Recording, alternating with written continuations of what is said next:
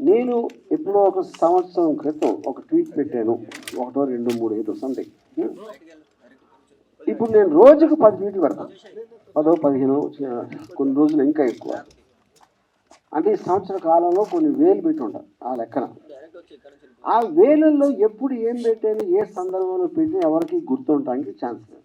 అందుకని I have no knowledge.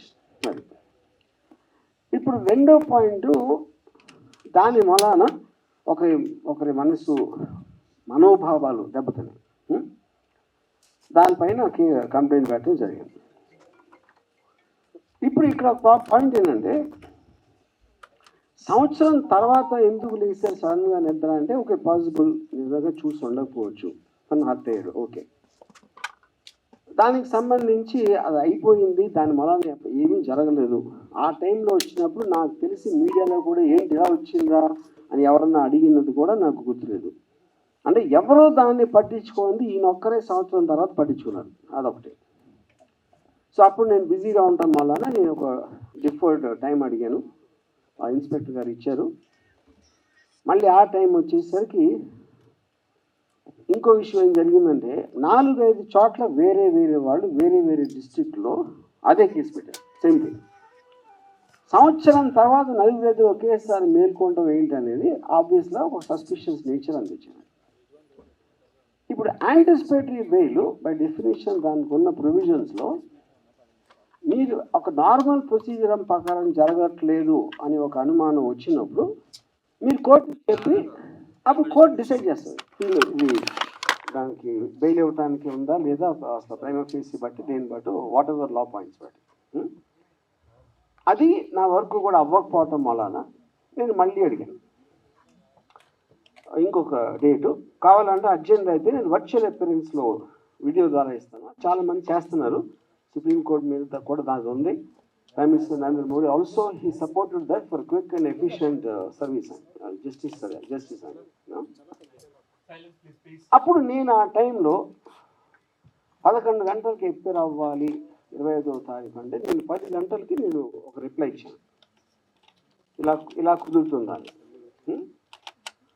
ఒక 20 నిమిషాల్లో పోలీసులు వచ్చారు, నేను పెట్టిన 20-30 మినిట్స్లో. అది కూడా మీడియాతో పాటు వచ్చారు. ఆ మీడియా ఎవరంటే ఏబిఎన్, మహా, మన గ్రేట్ TV5 వాళ్ళ దాంట్లో ఇంకా వేరే వాళ్ళు కూడా వచ్చారు. ఆ టైంలో నేను లేను దానిలో. అది కొంచెం సేపు ఉండి ఒక మేబీ 2-3 అవర్స్ అలా వెళ్ళిపోయారు. ఇంత తప్ప ఇంకేమీ జరగలేదు. ఇది 25th ఎప్పుడైతే ఇది స్టార్ట్ అయిందో ఓపెనింగ్ సీక్వెన్స్ ఇది. మిగతా సినిమా అంతా మీడియా తీశారు.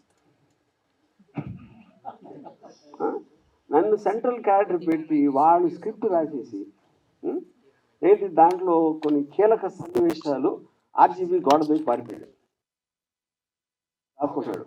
లేకపోతే కోయంబత్తూరులో ఉన్నాడు, కేరళలో ఉన్నాడు, ఇక్కడ ఉన్నాడు, అక్కడ ఉన్నాడు. 6 టీములు గాలిస్తున్నాయి, జల్లెడ పడుతున్నాయి, ఎనిమిటెడ్ హెడింగ్స్. ఇప్పుడు నా క్వశ్చన్ ఏంటంటే, చాలా కామన్ సెన్సికల్ పాయింట్ దీంట్లో. ఇద్దరు పార్టీలు ఉన్నాయి, ఒకళ్ళు అరెస్ట్ చేయడానికి వచ్చారు, ఒకళ్ళు అరెస్ట్ చేయాల్సి ఉంది.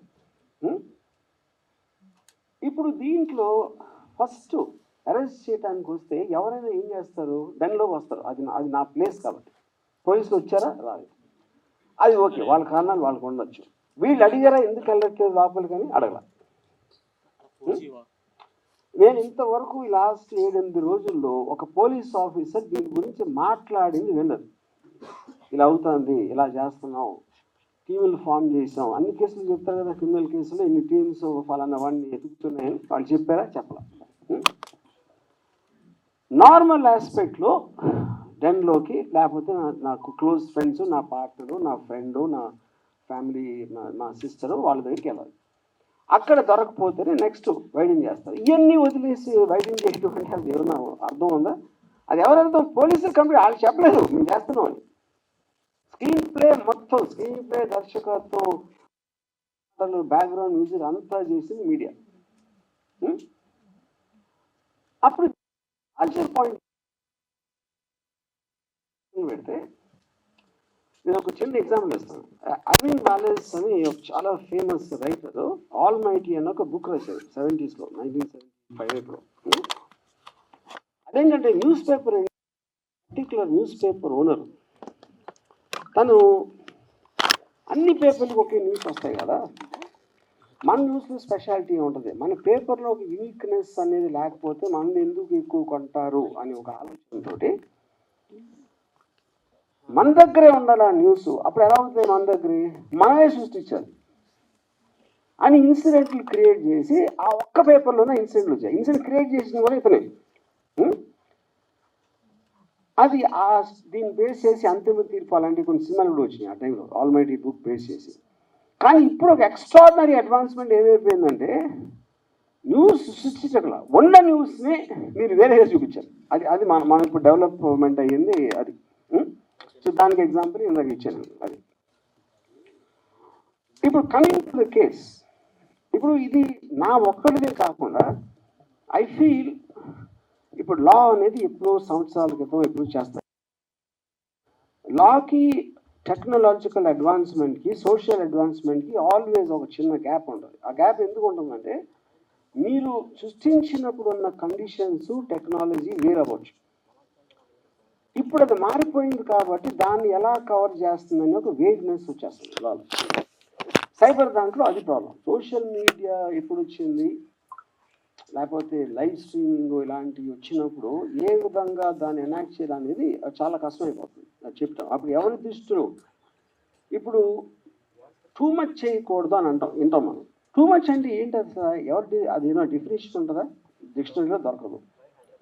ఎవరి దృష్టిలో టూ మచ్, ఆ టూ మచ్ని ఎలా మెజర్ చేస్తారు, టూ మచ్ ఇవన్నిటికీ ఆ డిఫరెన్స్ ఉంటుంది కదా ఇప్పుడు.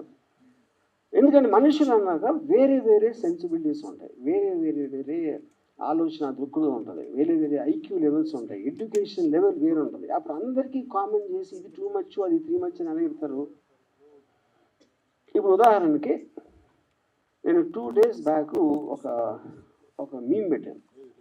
డొనాల్డ్ ట్రంప్ కమలా హ్యారిస్కి షవరింగ్ చేస్తాడు, గుండు చేస్తాడు. అది నాకేమనిపించింది, నాకు వచ్చిన ఆర్టిఫిషియల్ ఇంటెలిజెన్స్ జనరేటర్ ఇది ఎంత ఘోరంగా ఓడగొట్టాడు ఎలక్షన్లో అనేది దానికి ఒక ఆర్టిస్టిక్, ఒక కామికల్ క్యారికేచరిస్ట్ ఎక్స్ప్రెషన్.